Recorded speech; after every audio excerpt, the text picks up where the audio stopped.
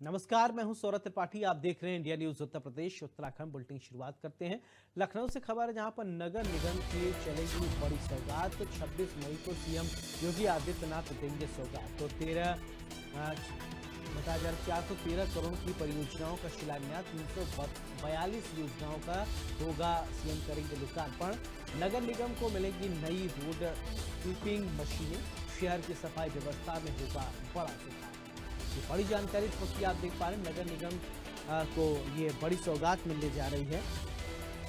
मुख्यमंत्री की तरफ से ये बड़ी सौगात मिलने जा रही है। बड़ी खबर है लखनऊ से, जहां पर नगर निगम को मिलेगी बड़ी सौगात। बड़ी खबर है 26 मई को सीएम योगी आदित्यनाथ देंगे सौगात।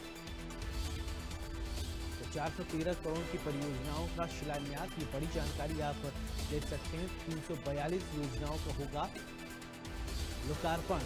तो नगर निगम को मिलेंगी नई रोड स्वीपिंग मशीनें, ये बड़ी जानकारी देख सकते हैं आप। ब्रेकिंग न्यूज इस वक्त से, जहां पर लखनऊ से, जहां पर नगर निगम को मिलेगी बड़ी सौगात। 26 मई को सीएम योगी आदित्यनाथ देंगे सौगात। बड़ी खबर है 413 करोड़ की परियोजनाओं का शिलान्यास होना है। ये बड़ी जानकारी है। 342 योजनाओं का होगा सीएम करेंगे लोकार्पण। बड़ी जानकारी, नगर निगम को मिलेंगी नई रोड। सब आपको जरूर जानकारी के साथ मेरे साथ जुड़ रहे हैं निकिता। नगर निगम को मुख्यमंत्री योगी आदित्यनाथ की तरफ से बड़ी सौगात मिलने जा रही है, क्या जानकारी है बताइए।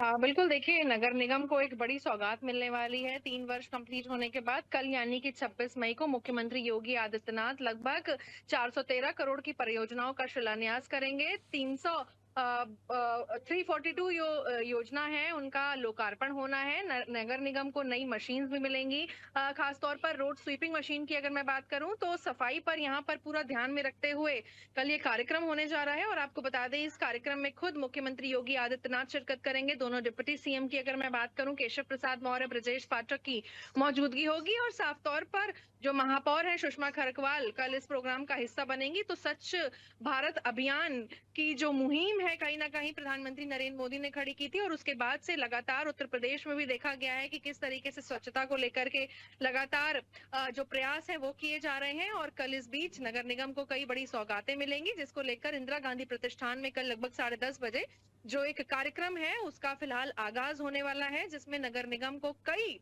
सौगातें मिलेंगी, लोकार्पण होगा, शिलान्यास होगा और साथ ही साथ नई स्वीपिंग मशीन्स भी उनकी झोली में डालने वाले हैं मुख्यमंत्री योगी आदित्यनाथ। चलिए निकिता, बहुत बहुत शुक्रिया तमाम जानकारी के लिए। चलिए अब आगे बढ़ते हैं खबरों में। मेरठ से खबर है जहां पर जंगल पे मानव कंकाल मिलने से हड़कंप मच गया है। बताया जा रहा है कि ग्रामीणों ने लापता संत राम के रूप में की पहचान, पर जिन्होंने हत्या की आशंका जताकर लगाया जाम। तो पुलिस प्रशासन पर लगाया लापरवाही का आरोप। एसपी देहात के मुताबिक अभी नहीं हुई है शिनाख्त। शिनाख्त के बाद कारण पता चल पाएगा। कंकाल का डीएनए टेस्ट किया जाएगा। ये बड़ी जानकारी इस वक्त आप बता रहे हैं। एसपी देहात के अनुसार अभी नहीं हुई सही शिनाख्त। तो बड़ी खबर इस वक्त आप देख पा रहे हैं। बड़ी जानकारी है मेरठ से, जहां पर जंगल पे मानव कंकाल मिलने से हड़कंप मच गया है। ग्रामीणों ने लापता संत राम के रूप में पहचान की है, पर जिन्होंने हत्या की आशंका जताकर लगाया जाम। ये बड़ी जानकारी इस वक्त आप देख सकते हैं। जंगल में मानव कंकाल मिलने की वजह से हड़कंप मच गया।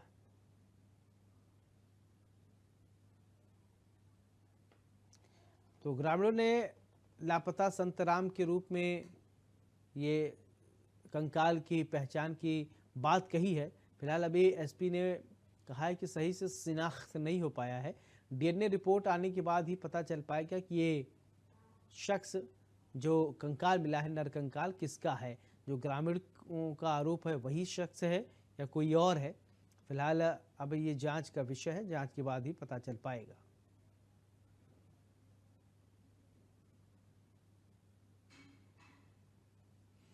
तो ये बड़ी जानकारी आप देख पा रहे हैं।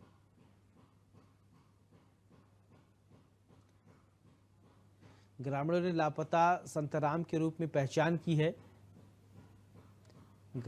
तो बड़ी खबर आप ये देख सकते हैं।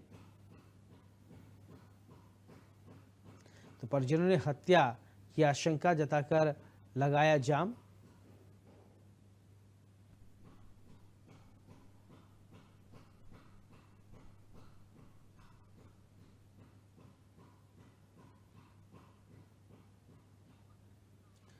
पंकज गुप्ता इसी खबर पर ज्यादा जानकारी के साथ मेरे साथ मेरठ से जुड़ गए हैं।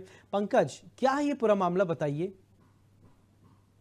जी बिल्कुल, जो संत नाम का व्यक्ति था पिछले कई दिनों से गायब था और उसी गांव में एक कंकाल मिला। हालांकि गांव के जो लोग हैं उनका कहना है कि ये संत राम का कंकाल है, लेकिन पुलिस ने फिलहाल पोस्टमार्टम के लिए जो है वो बॉडी भेज दी है और वहीं उसके डीएनए जो टेस्ट है जो वो लिया गया है, जो जिसको मेरठ का जो मेडिकल कॉलेज है उसमें भेजा गया है। क्योंकि आसपास के जो गाँव है, जिस तरह से कंकाल मिला है, दहशत का माहौल है। लेकिन लगातार लोगों में जो है, लोगों का कहना है कि पिछले 6 से 7 दिन पहले जो संत राम का गाँव का रहने वाला व्यक्ति था वो भी लापता था। हो सकता है उसका ये कंकाल हो। तो इसी चीज को लेकर जो मेरठ पुलिस ने इस मामले में डीएनए लिया है और मेडिकल कॉलेज को भेजा है। डीएनए की रिपोर्ट आने के बाद जो है वो पता चल पाएगा कि आखिरकार ये बॉडी किसकी थी। और क्योंकि आसपास के जो खेत है, गांव है, जहां पर फिलहाल ये कंकाल मिला है, जो गांव में आने का रास्ता है, तो लोगों में दहशत का माहौल वहां पर देखा जा रहा है। जी पंकज, अच्छा, पुलिस का क्या कुछ कहना है इस पूरे विषय को लेकर? कुछ बातचीत हुई क्या आपकी? हालांकि पुलिस का इस मामले में कहना है कि जो संतराम का जो एक व्यक्ति था उसकी 7 दिन पहले एक जो थाने में आकर गुमशुदगी दर्ज कराई गई थी। लेकिन पुलिस को जो फिलहाल जो वहां पर जो कंकाल मिला है वो किसका है, इसी चीज को लेकर पुलिस की तरफ से सतर्कता यहाँ पर बढ़ती गई है। डीएनए उसका लिया गया, लैब में भेजा गया है और लैब की रिपोर्ट आने के बाद ही क्लियर होगा कि आखिरकार जिसकी 7 दिन पहले गुमशुदगी दर्ज थाने में की गई थी, ये संतराम है या किसी और की ये डेड बॉडी है। अगर किसी और की डेड बॉडी है तो आखिर यहाँ ये किसकी डेड बॉडी है और कैसे आई है, क्या इसकी हत्या की गई है? तमाम सवाल मेरठ पुलिस के सामने। इन्हीं सवालों को लेकर जो मेरठ पुलिस है वो अपनी जांच आगे बढ़ा रही है। जी चलिए, बहुत बहुत शुक्रिया पंकज तमाम जानकारी के लिए। चल बढ़ते हैं खबरों में आगे। यूपी के टोल प्लाजा पर गूंजेगी देशभक्ति की गीत। अनूठी पहल की शुरुआत गाजियाबाद से होगी। सीएम योगी आदित्यनाथ के निर्देश पर बजेंगे भजन संगीत। उत्तर प्रदेश के सभी नेशनल हाईवे शामिल होंगे। टोल प्लाजा पर यात्रियों का सफर होगा सुखद। तो मानसिक तनाव कम करने के लिए लिया गया है फैसला। ये बड़ी जानकारी इस वक्त आप देख पा रहे हैं। टोल प्लाजा पर यात्रियों का सफर होगा सुखद, ये बड़ी जानकारी इस वक्त आप देख सकते हैं। यूपी के टोल प्लाजा पर गूंजेंगे देशभक्ति के गीत। अनूठी पहल की शुरुआत गाजियाबाद से होगी। सीएम योगी आदित्यनाथ के निर्देश पर बजेंगे भजन संगीत। उत्तर प्रदेश के सभी नेशनल हाईवे शामिल होंगे। टोल प्लाजा पर यात्रियों का सफर होगा सुखद, ये बड़ी जानकारी आप देख सकते हैं। निकिता इसी खबर पर ज्यादा जानकारी के साथ मेरे साथ जुड़ गई हैं। निकिता, इस पूरे मामले के बारे में आप विस्तार से बताएं। देखिए, एक अच्छी पहल जरूर है सौरभ, क्योंकि उत्तर प्रदेश में जो टोल प्लाजा है उस पर अब देशभक्ति यानी पेट्रोटिक गीतों की आवाज यानी मधुर ध्वनि हमारे अब कानों में जाएगी। एक अनोखी पहल है जिसकी शुरुआत गाजियाबाद से फिलहाल हो रही है और मुख्यमंत्री योगी आदित्यनाथ के ऑर्डर्स पर जो भजन संगीत है वो टोल प्लाजा पर बजेंगे और उत्तर प्रदेश के सभी जो नेशनल हाईवे हैं इसमें शामिल किए गए हैं। साथ ही साथ टोल प्लाजा पर जो भी ट्रैवलर्स हैं उनका सफर भी अब सुखद होगा। कहीं ना कहीं एक मानसिक जो तनाव होता है वो कम करने के लिए फिलहाल ये फैसला लिया है।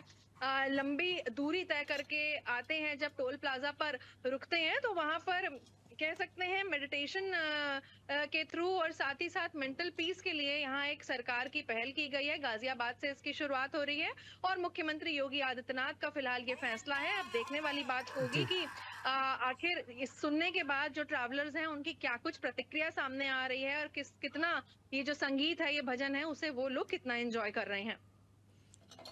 बिल्कुल, बहुत बहुत शुक्रिया तमाम जानकारी के लिए। चलिए खबरों में आगे बढ़ते हैं। वाराणसी से खबर है, जहां पर अजय राय के खिलाफ बीजेपी का प्रदर्शन। कलेक्ट्रेट गेट पर बीजेपी कार्यकर्ताओं ने विरोध प्रदर्शन किया है। प्रधानमंत्री मोदी पर टिप्पणी को लेकर नाराजगी व्यक्त की गई है। पीएम का अपमान नहीं सहेगा देश के जोरदार नारे लगाए गए हैं। ये बड़ी जानकारी आपको बता रहे हैं। पीएम का अपमान नहीं सहेगा देश। इसी खबर पर वाराणसी से मेरे साथ ज्यादा जानकारी के साथ जुड़ रहे हैं पंकज। प्रधानमंत्री नरेंद्र मोदी पर अजय राय द्वारा की गई टिप्पणी को लेकर लोगों में नाराजगी है। वाराणसी में भी प्रदर्शन देखने को मिला अजय राय के खिलाफ, क्या जानकारी है बताइए। बिल्कुल, देखिए सौरभ, अगर हम बात करें तो लगभग पिछले 3 दिनों से लगातार भारतीय जनता पार्टी के कार्यकर्ताओं में खासा उबाल देखने को मिला। जिस तरीके से कांग्रेस के प्रदेश अध्यक्ष अजय राय ने प्रधानमंत्री नरेंद्र मोदी पर जो टिप्पणी की, उसके विरोध में लगातार विरोध प्रदर्शन चल रहा है और आज भी जिला मुख्यालय पे कलेक्ट्रेट के सामने जो है विरोध प्रदर्शन हुआ। अजय राय मुर्दाबाद के नारे लगाए गए, राहुल गांधी मुर्दाबाद के नारे लगाए गए और भारतीय जनता पार्टी कार्यकर्ताओं ने कहा कि जिस तरीके से प्रधानमंत्री नरेंद्र मोदी ने जब अजय राय बीमार थे तो ट्विटर के माध्यम से ट्वीट किया था उन्होंने कि अजय राय शीघ्र स्वस्थ हो, उनकी जो है स्वस्थ होने की मंगल कामना उन्होंने की। और वहीं दूसरी ओर अजय राय ने पीएम मोदी पे इतनी अभद्र टिप्पणी की जो कि कहीं से भी स्वीकार्य नहीं है और निश्चित तौर पे इसके लिए अजय राय को जो है जेल में डालना चाहिए, यानी कि उसके खिलाफ जो है सख्त कार्रवाई करने की आवश्यकता है। और आज इंडिया न्यूज से बातचीत में जो प्रदेश सरकार के कैबिनेट मिनिस्टर अनिल राजभर हैं, उन्होंने भी गहरी नाराजगी जाहिर की थी अजय राय के बयान को लेकर। उन्होंने भी कहा कि अजय राय के ऊपर जो है निश्चित रूप से कार्रवाई होगी और ये कार्रवाई भविष्य में देखने को मिलेगी। तो कुल मिला के देखिए, बनारस में तमाम जो भारतीय जनता पार्टी कार्यकर्ता हैं वो अजय राय के खिलाफ एकदम मुखर होकर विरोध कर रहे हैं और राहुल गांधी के साथ ही उनका कहना है कि पहले राहुल गांधी ने जो अभद्र टिप्पणी की गृह मंत्री और प्रधानमंत्री के ऊपर, उसके बाद अजय राय ने इस तरह की टिप्पणी की जो कहीं से भी स्वीकार्य नहीं थी। बिल्कुल पंकज, देखिए सार्वजनिक जीवन में होना और भाषा की मर्यादा के बहुत महत्व होता है। अजय राय सोचे नहीं होंगे कि उनके बोलने का इस तरीके का असर देखने को मिलेगा। जगह जगह पर पुतला दहन हो रहा है, देश भर में नाराजगी उनके खिलाफ देखने को मिल रही है। बिल्कुल सौरभ, आपने सही कहा, जगह जगह उनका विरोध हो रहा है, कांग्रेस का विरोध किया जा रहा है। जिस तरीके से राहुल गांधी के बाद अजय राय ने जो अभद्र टिप्पणी की है, उससे कहीं ना कहीं लोगों के मन में एक जो है बहुत रूस है। आम लोगों की भी बात करें तो उनका भी ये कहना है कि इस तरीके की अभद्र भाषा का कहीं से भी जो है इस्तेमाल नहीं होना चाहिए। राजनीति करनी चाहिए पर राजनीति ऐसी ओछी नहीं होनी चाहिए कि अभद्र भाषा का इस्तेमाल हो। जैसा मैंने बताया कि इसीलिए आज प्रदेश सरकार के मिनिस्टर जो अनिल राजभर हैं, उन्होंने भी गहरी नाराजगी जाहिर की है और पूरे बनारस में अजय राय के खिलाफ जो है बहुत खुल के विरोध किया जा रहा है भारतीय जनता पार्टी के कार्यकर्ताओं द्वारा। उसी क्रम में आज भी ये इतना जो तगड़ा विरोध किया गया। जी बिल्कुल पंकज, बहुत बहुत शुक्रिया तमाम जानकारी के लिए। चलिए बढ़ते खबरों में आगे। आजमगढ़ से खबर है जहां पर फर्जी नौकरी गैंग का भंडाफोड़ किया गया है। 3 आरोपियों को पुलिस ने गिरफ्तार कर जेल भेज दिया है। अर्धसैनिक बल नौकरी के नाम पर ठगी करते थे। बड़ी जानकारी है, फर्जी दस्तावेज निवास प्रमाण पत्र बनाते आरोपी पूछताछ के बाद आरोपियों को कोर्ट में पेश किया।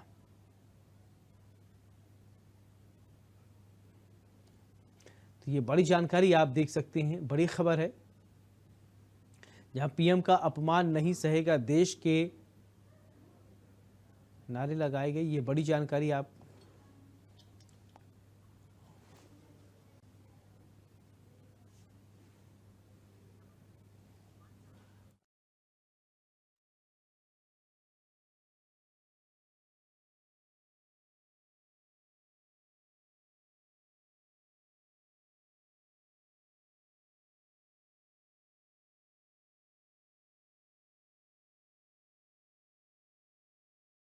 देख पा रहे हैं। अर्धसैनिक बल नौकरी के नाम पर ठगी करने का एक मामला सामने आया है और फिलहाल इस पूरे मामले को लेकर तफ्तीश की जा रही है। बड़ी जानकारी आप देख पा रहे हैं। तो 3 आरोपियों को पुलिस ने गिरफ्तार। अतुल अग्रवाल इसी खबर पर ज्यादा जानकारी के साथ मेरे साथ जुड़ गए हैं। अतुल, क्या है ये पूरा मामला, बताइए। जी, आपको बता दूं कि आजमगढ़ की रानी सराय थाने की पुलिस ने जो है सेना में और अन्य जगहों पे फर्जी भोली भाली जनता को ठगने का काम करता था, जिसमें जो है पुलिस ने जो है मुकदमा कायम किया था। एक व्यक्ति की शिकायत पर पुलिस को सूचना ये मिली कि दिलोदी खेल मैदान के पास 3 लोग जो है आपस में बात कर रहे हैं, कहीं जाने की फिराक में है, जिसमें जो राहुल यादव नाम का था और राकेश और संदीप 3 लोग थे वहां पे, जिनको जो है पुलिस ने मौके से गिरफ्तार कर लिया। इन लोगों पे 123/2026 में मुकदमे कायम हुए थे। इन लोग पे सेना में फर्जी नौकरी दिलाने के नाम पे मोटी रकम लेते थे भोली भाली जनता से और उन लोग को साथ धोखाधड़ी करते थे। पुलिस ने जब इन लोगों को पकड़ा तो ये लोग वहां पे मौके पे खेल मैदान के पास मिले हैं। पुलिस ने इन लोगों को पकड़ करके न्यायालय में पेश किया। न्यायालय से इन लोगों को भेज दिया गया है जेल। कहीं ना कहीं ये लोग जो है एक गैंग बना करके और जो है भोली भाली जनता को ठगने का काम करते थे। अच्छा अतुल, इन लोगों ने अब तक कितने लोगों को अब तक अपना निशाना बनाया है, शिकार बनाया, कुछ इसके विषय में डेटा कुछ मिला क्या? हालांकि पुलिस अभी जांच कर रही है, लेकिन शिकायत के आधार पे मुकदमा कायम करके पुलिस ने इन तीनों को गिरफ्तार किया है। इन लोगों के जो मोबाइल है, मोबाइल से सर्विलांस के जरिए पुलिस जानकारी लेना चाह रही है कि कितने लोगों से इन लोगों के नेटवर्क थे, इनके गैंग में कितने लोगों को अभी अपने ठगी का शिकार बना चुके हैं। बिल्कुल। अच्छा अतुल, पुलिस से आपने बात की इस संबंध में, कुछ जानकारी दी क्या पुलिस ने आपको? आजमगढ़ के पुलिस कप्तान डॉक्टर अनिल कुमार से जो इस मामले में बात हुई तो उन्होंने बताया कि अभी जांच चल रही है। हालांकि तीनों अभियुक्तों को गिरफ्तार कर न्यायालय में पेश कर इन लोगों को जेल भेज दिया गया है और अभी शेष जानकारियां कलेक्शन की जा रही है। जब भी जो भी सूचनाएं आएंगी उसके आधार पे इन लोगों में मुकदमे में तरमीम करके इन लोग पे सख्त से सख्त कार्रवाई की जाएगी। जी, चले बहुत बहुत शुक्रिया तमाम जानकारी के लिए। बढ़ते खबरों में आगे, कानपुर से खबर है जहां पर मामूली बाइक टक्कर बनी खूनी वारदात। तो दबंगों ने पिता पुत्र पर किया हमला, पिता पुत्र के दबंगों ने की बीच सड़क पर हत्या। तो सड़क पर हेलमेट और चाकू से किया वार, 2 की मौत हो गई है, एक बेटा गंभीर रूप से घायल बताया जा रहा है। चौकी से कुछ ही कदम दूरी पर वारदात हुई है, पुलिस ने आरोपियों को किया गिरफ्तार। बड़ी जानकारी आप कानपुर से देख पा रहे हैं जहां पर 2 लोगों की मौत हो गई।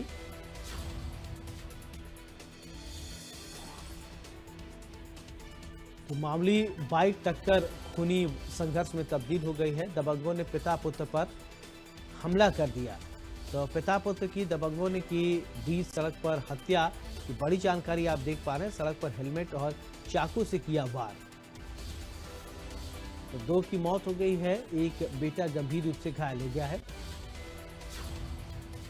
तो ये बड़ी जानकारी आप देख सकते हैं कानपुर से। यहाँ पर मामूली बाइक टक्कर की वजह से खूनी संघर्ष में ये तब्दील हो गई, जहां पर 2 शख्स की मौत हो गई है और एक गंभीर रूप से घायल है।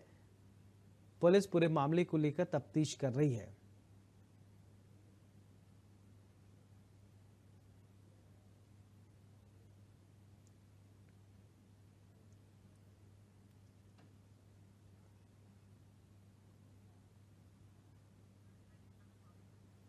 तो ये बड़ी जानकारी, पिता पुत्र की दबंगों ने की बीच सड़क पर हत्या के एक मामला सामने आया है। फिलहाल पूरे मामले को लेकर पुलिस तफ्तीश कर रही है। मामले कहासुनी में ये खूनी संघर्ष में तब्दील हो गई।